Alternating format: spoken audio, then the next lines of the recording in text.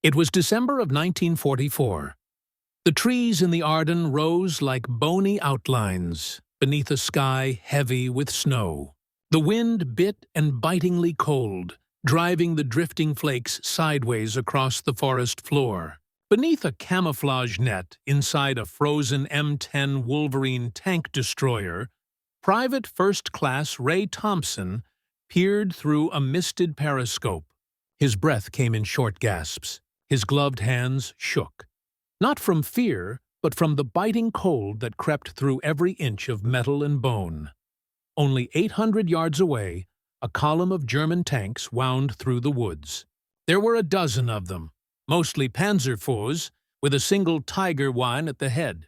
Behind them, half-tracks rolled with infantry and fuel lorries trailed at the rear. They were moving toward a crucial junction, a road that, if seized, would sever supplies and reinforcements to the 1,001st Airborne Division. Then besieged in Bastonia, Thompson had no orders, no authorization to fire. He had been told to wait, to observe, and to report. But he could see what was about to unfold.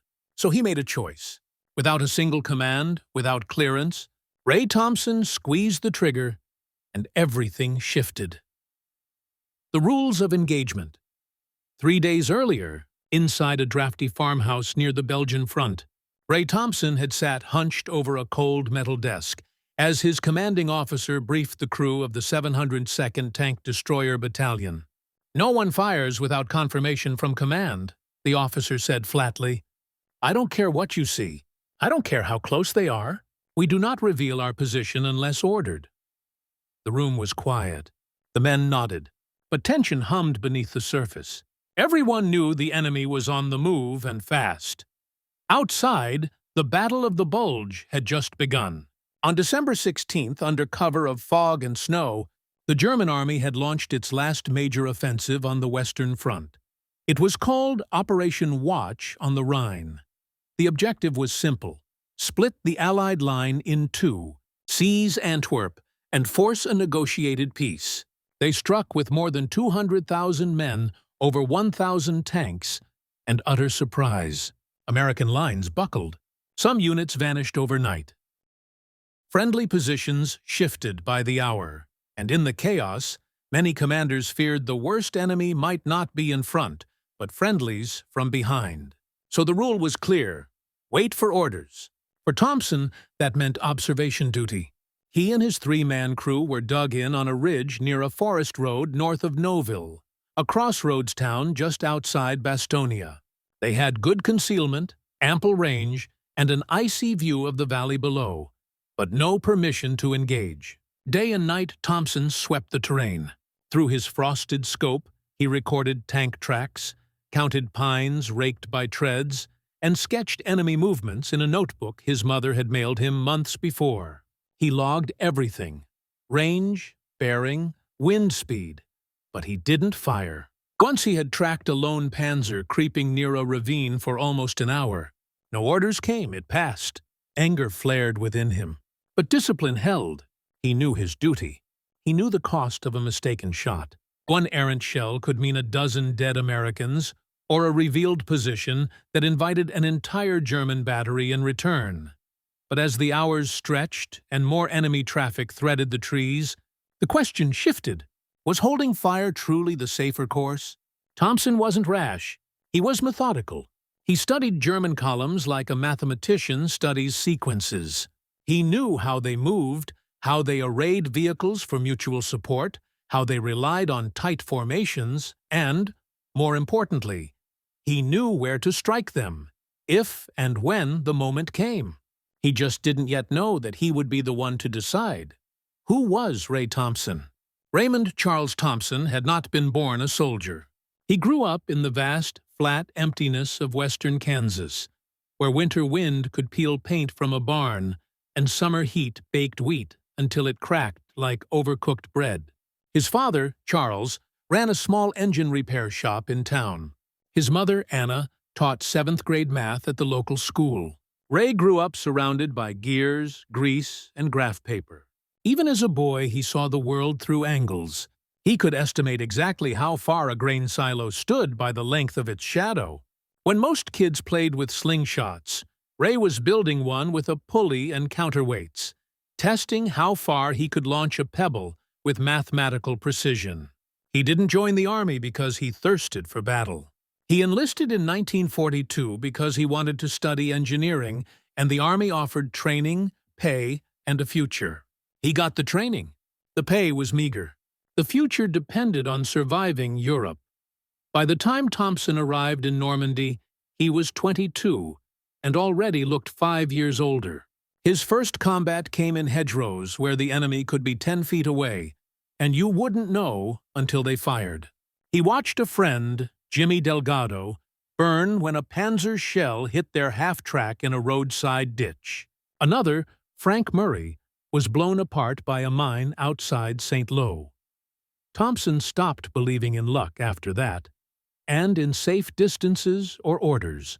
He began trusting patterns and routines. He studied how tanks moved, where they paused, how long a turret took to traverse. He started carrying a small spiral notebook in his jacket. Every German vehicle he encountered he sketched and noted vulnerabilities and blind spots. He didn't talk much. Other soldiers called him the quiet clock because, when he did speak, it was short, direct, and usually timed down to the second. But when it came to gunnery, he was deadly. Not flashy, not fast, just accurate, predictable in the best possible way. In the Army's view, he was a good gunner, disciplined, smart, calm under fire. What they didn't realize, what even his closest crewmates didn't fully see, was that Ray Thompson was also a thinker, a tactician, not just a trigger puller, but a man who could see a battlefield like a chessboard. And in 3 days' time, that quiet cons with the angle obsessed. Brain would rewrite the rules of engagement in a single burst of firepower. Because sometimes war doesn't reward those who follow instructions. It rewards the ones who understand when to break them. What he was up against.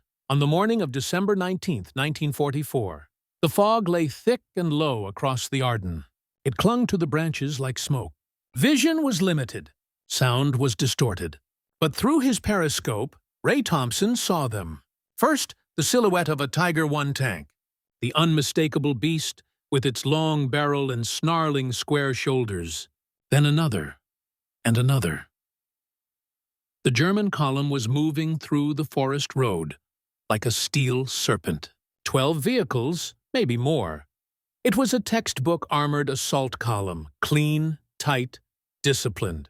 At the front, the Tiger led like a battering ram, capable of punching through nearly anything the Americans shad. Behind it came 3 Panzer IV tanks, each fast, efficient, deadly. Then came 2 half-tracks filled with infantry.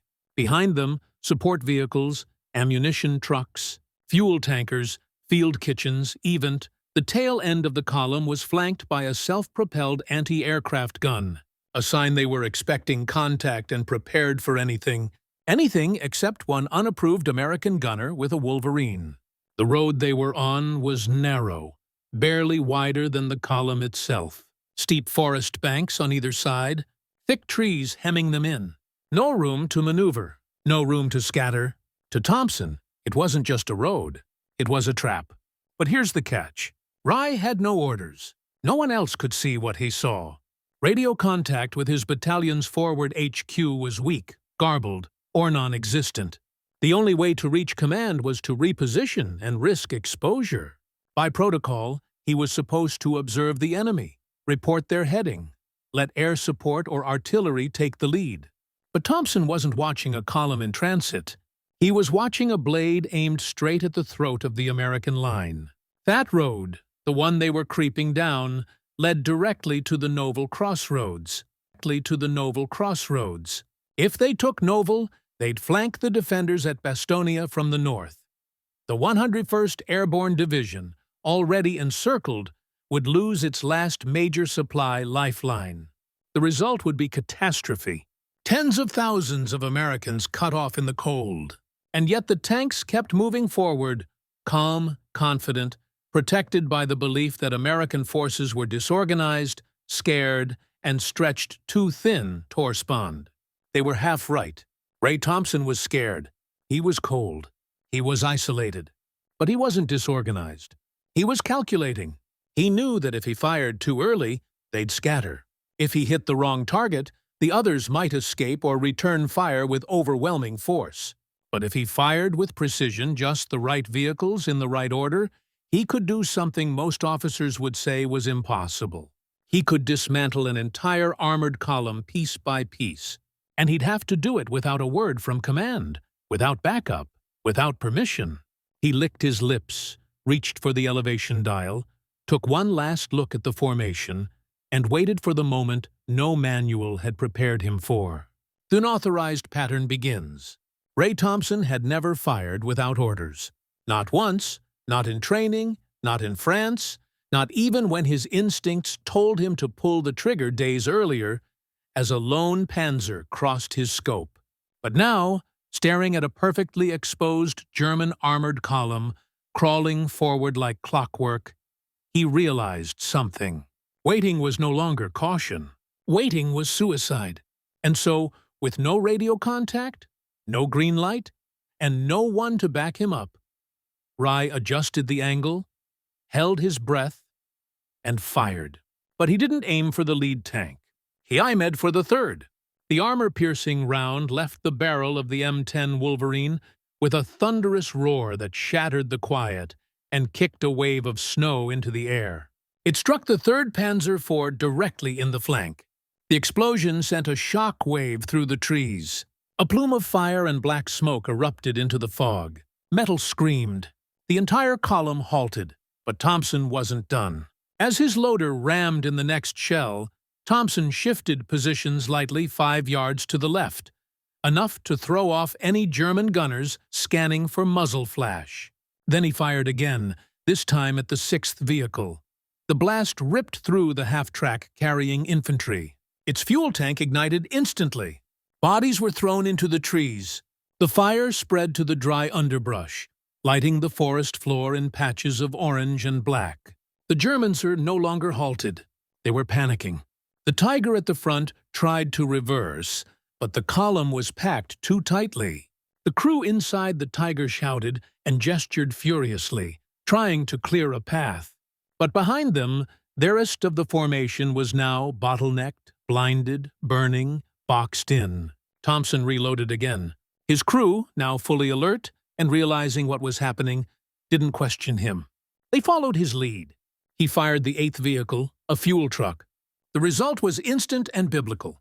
The explosion rocked the hillside, flames jetting skyward like a volcanic blast. The force knocked 2 nearby infantrymen to the ground. The fireball backlit the tank's silhouettes like ghostly shadows. From a distance, it sounded like a full artillery ambush. In reality, it was one man, one gun, and a gut feeling. But the order of his shots wasn't random. Thompson had spent months studying German doctrine. He knew their reliance on tight formations, knew the logic behind their placement, fuel and support in the rear, armor in front, infantry in the middle. By taking out the 3rd vehicle, he created a physical block. By hitting the 6th, he jammed the middle. The 8th fuel crippled their retreat and ignited chaos. It was a chain reaction firing pattern, a surgical disruption of German tactical structure. Each shot was a scalpel, not a hammer. The Germans, now confused and cut off, began firing wildly into the trees. Their machine gunners riddled snowbanks and empty trunks. Infantrymen ducked behind flaming wrecks, unsure of where the fire was coming from. To them, it felt like a trap, an orchestrated ambush by an entire battery of American tank destroyers. But there was no ambush. There was no battery, just Ray Thompson and a crew who had stopped asking questions.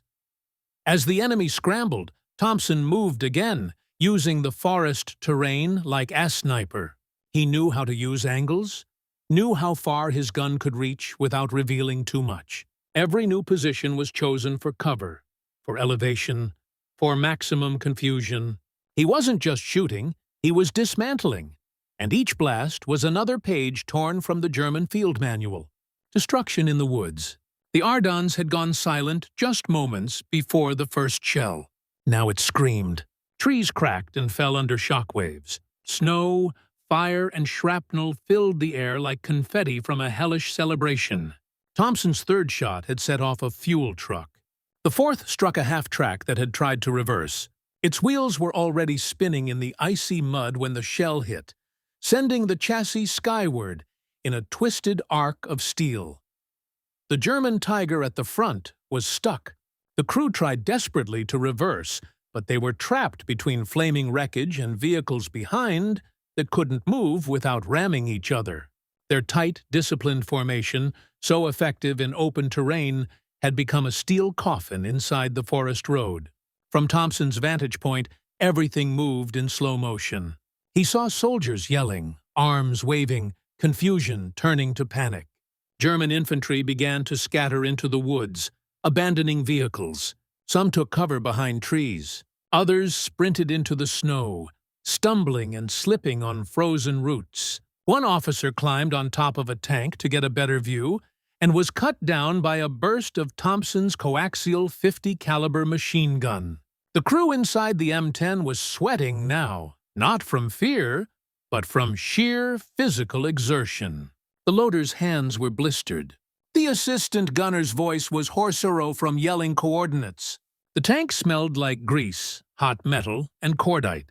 But Ray Thompson was ice, focused. Every shot he took came from calculation. Not adrenaline, not rage, just pure practiced mathematics. He was repositioning after every 2 shells. Not far, 10 yards here, 20 there. But enough to make German gunners doubt their aim. Smoke helped. Fog helped. That terrain helped. But the real advantage, they thought there were more of him. The Germans believed they had stumbled into a multi-unit ambush. Some guessed 4 tanks, others said 8. There were even reports of American artillery batteries in the hills, though no such batteries existed in that sector. The truth, it was one M10 tank destroyer with a 3-man crew and a gunner who was supposed to be following orders. By the 30-minute mark, the road was clogged with burning steel. At least 5 vehicles were destroyed. Another 3 were immobilized. Survivors from the rear fuel and support crews had already turned and run back down the forest trail. The Tiger finally managed to pivot its turret, rotating toward the ridge where Thompson had fired last. Thompson didn't flinch. He waited. He knew the Tiger's armor was thickest in front, but weakest on the sides. And if you knew the exact moment when it turned, when the hull exposed just a sliver of its flank during repositioning, that was your window. The 5th shell left the barrel and struck home. A bright hot flash tore through the Tiger's side. For a second, it held. Then the internal ammunition cooked off. The entire turret launched upward in a plume of fire, landing several yards away. The blast was so violent, it knocked the German anti-aircraft gun in the rear off balance. Its gunners, stunned, dropped their weapons and ran into the trees. Smoke now poured into the forest like low-lying clouds. The wreckage glowed beneath the gray morning light, and the road that had once been a pipeline of armored strength was now a burning bottleneck of destruction. One of Thompson's crewmen looked at him and said, "Are we still going to get court-martialed for this?" Thompson didn't answer. He just loaded another round. The job wasn't finished. The German view a ghost battery. Hours later, under interrogation in a makeshift American holding tent, a captured German lieutenant, his face smudged with ash, coat half-burned, eyes glassy with shock, struggled to find the words. He spoke in fits, stammered, paused. "There were many guns," he said in broken English. "Maybe 6, maybe more. We were attacked by a full battery." American intelligence officers exchanged glances. There hadn't been a battery. There hadn't even been a full unit. There was just one M10 Wolverine and a gunner who officially had never been given permission to fire. Other German prisoners described it differently. Some said it was an ambush laid by paratroopers with anti-tank weapons. Others claimed the Americans had planted mines and booby traps, evidence of sabotage, not gunnery. One man, barely 20, swore he saw muzzle flashes from 3 different angles. But the flash pattern had come from one source. Thompson, who had moved after every shot. In their confusion, the Germans had begun to invent enemies that didn't exist. Fear filled in the blanks. Enemies that didn't exist. Fear filled in the blanks. Even seasoned tank commanders reported seeing American armor silhouettes deeper in the trees. In the chaos of burning wrecks, smoke, and disintegrating command chains, they imagined what they couldn't identify. It wasn't cowardice. It was psychology. They simply couldn't believe one man had done that. To them, it was impossible that a single tank destroyer could have struck with such timing, such precision, and such devastating effect. And in a way, they were right. This hadn't been brute force. This had been surgical disruption. Thompson's decision to fire at specific targets, 3rd, 6th, and 8th vehicles, followed a logic no German unit had prepared for.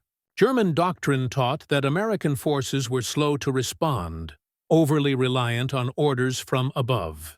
The assumption was that Americans were efficient only in numbers, not improvisation. But Thompson had violated that expectation.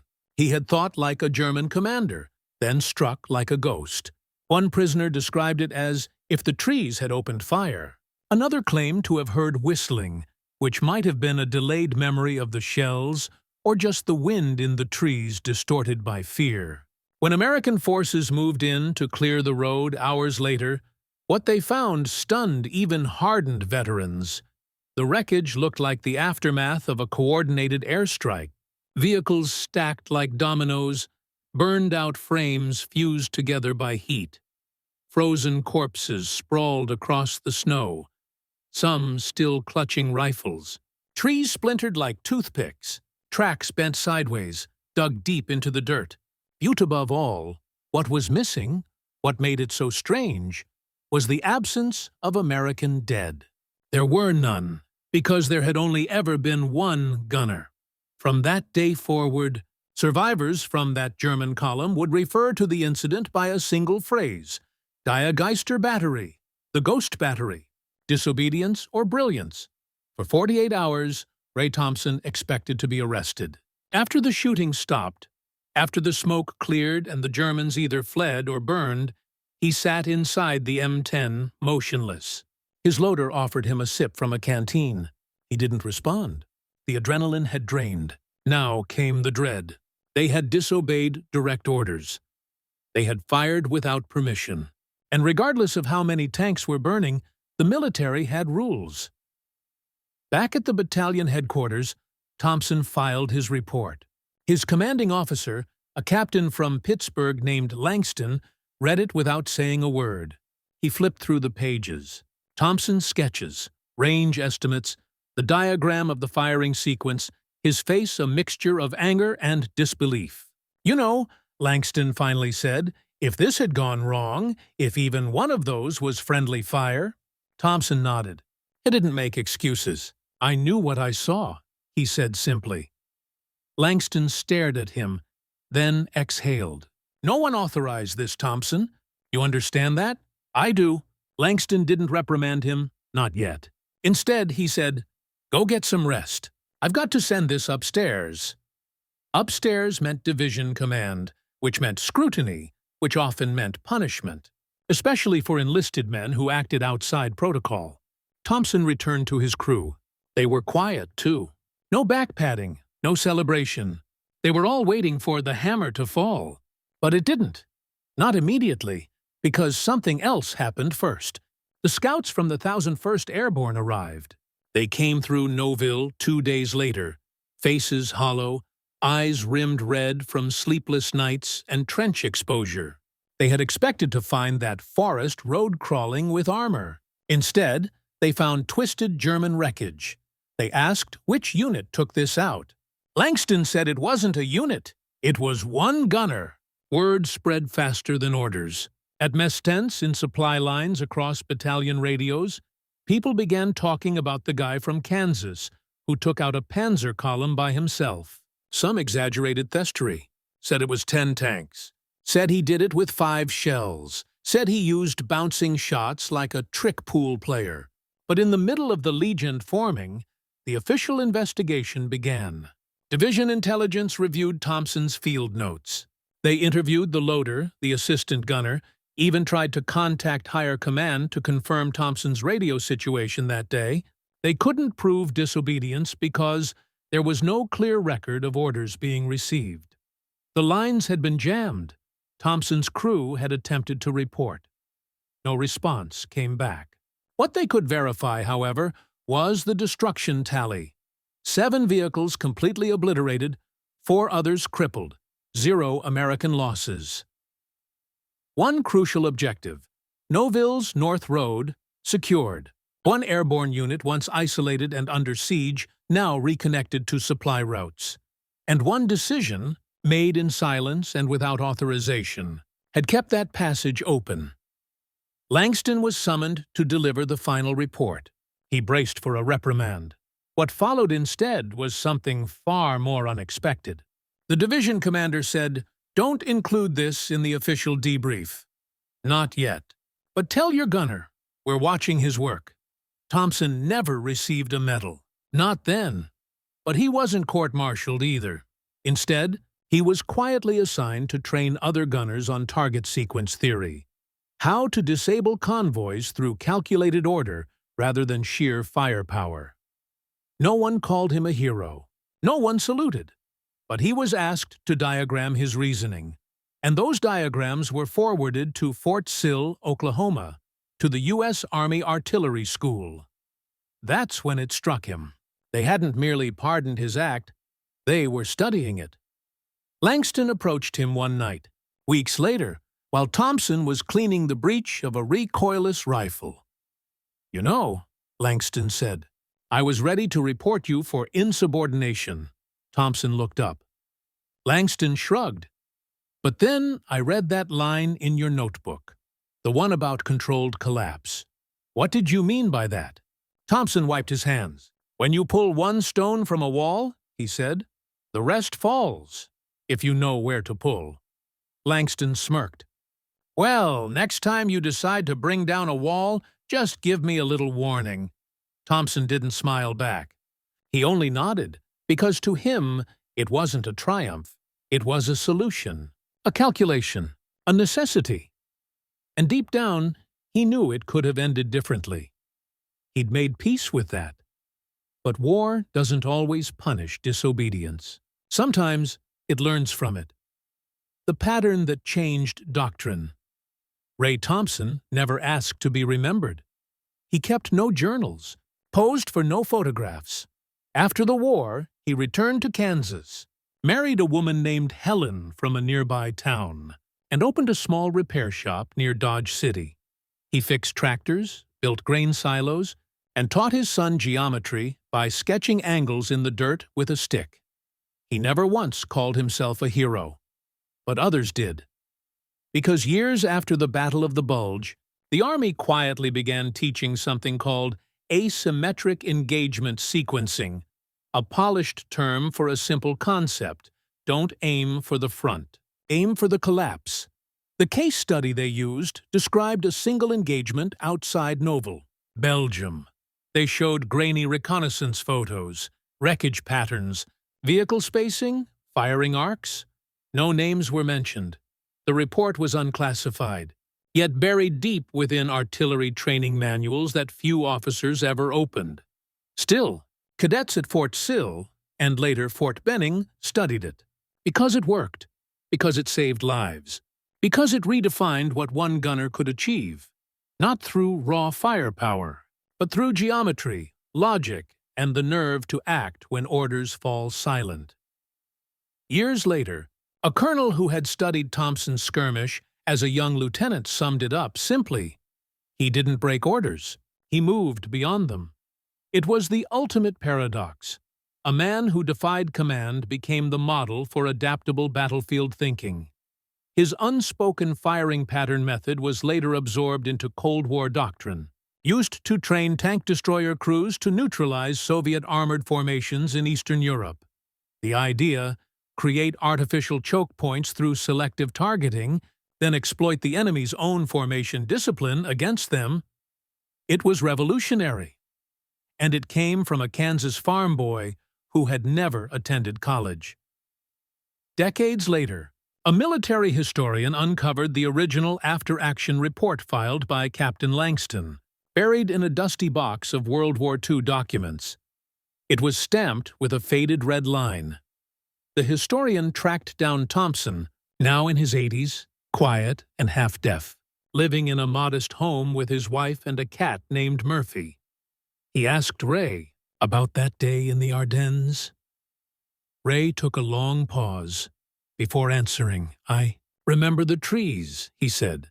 "I remember how still it was before the first shot, like the world was holding its breath."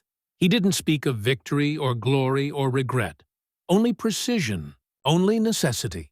When asked why he hadn't waited for orders, he said, "Because by the time the radio worked, it would have been too late." He paused, then added, "I didn't break the rules. I just stepped past them for a moment, long enough to do what needed to be done." That answer never appeared in any official history book, but it stayed with the historian. And maybe now, with you, Ray Thompson didn't win the war, but he saved a road. He saved a column of paratroopers. He saved a moment. And in war, sometimes that's everything. He reminded the Army that courage isn't always loud. Sometimes it whispers, sometimes it calculates, and sometimes it pulls the trigger. Not out of rebellion, but out of a deeper duty. One gunner, one decision, one pattern, and an entire German column brought to its knees.